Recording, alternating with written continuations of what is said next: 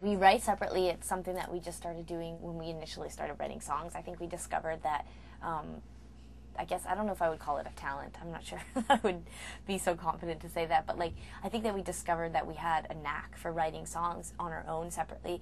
And so initially that was sort of like how we, how we grew up. You know, like we would write separately, and then we would bring it together, and we would like have this like collaboration, much like I think like more traditional bands do.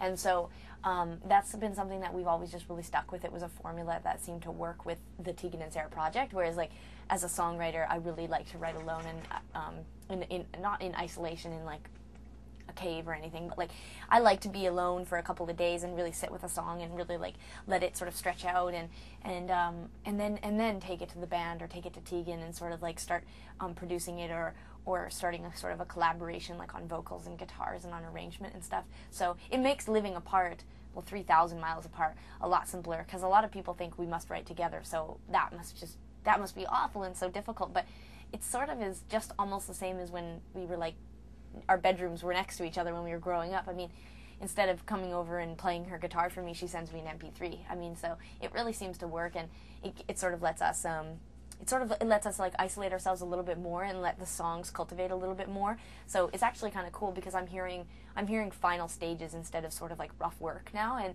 it's kind of exciting to get these songs that are like almost done and you're like, wow, God, this sounds great. And so it's cool. We'd started playing music, we played at parties. My cousin entered us in a contest at our university, and we went and played the gig. It was just a gig, so we were excited because the contest, you won studio time.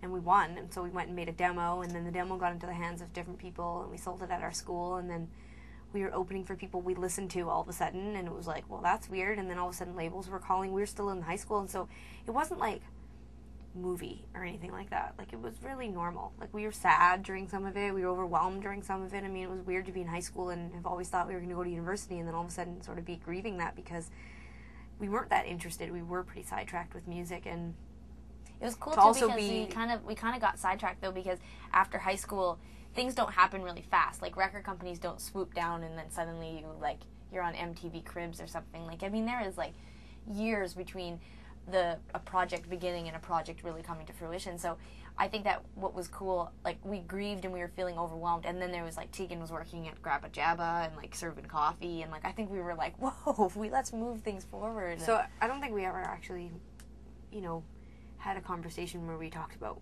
what we were going to do with the rest of our lives. It was just sort of happening, and we just committed to signing a contract together, and like things like that happened. But we weren't those kids that, every time a video camera came on, we pushed everyone out of the way to get in front of it, because we really like to be talkative and be the stars. We didn't. We were actually quite shy. Ever since we were little kids, Tegan and I were like obsessed with like recording ourselves and listening back. Like, we used to read books into our little stereos, and then we would listen back at night to them, and we would like record TV shows, and then we would like listen to them. So I love like listening back and like really having different perspectives, and I think that's how we ended up playing music, was because it's like this ultimate way of like recording and listening to yourself and stuff.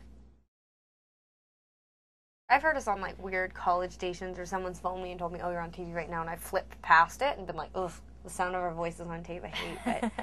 But I remember being like in the store, like at some big major chain store, and our song coming on, and me having this moment, like turning to whoever I was with and being like, oh my God, that's so weird. We did David Letterman when we were like 19. It was like a sort of like a pulling of a string type thing. Like, we had nothing going on for us, but anyway, we got on Letterman somehow, and I remember that being extremely surreal, like being like, oh my God, like, and this is like the strangest thing was I just kept sitting there watching myself on David Letterman, thinking like, I could end up being a librarian, but like one day I'm going to get to like, when my kids understand it, I'm going to be able to pull out a tape and play them and be like, Mommy was on David Letterman and now she's a librarian.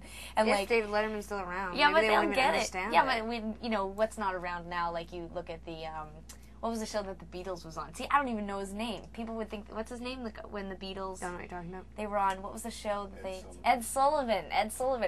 I can't even think of Ed Sullivan's name now. Like, maybe one day my kids won't know who David Letterman was, but I'm going to make sure that they understand, and then I'm going to play them the tape.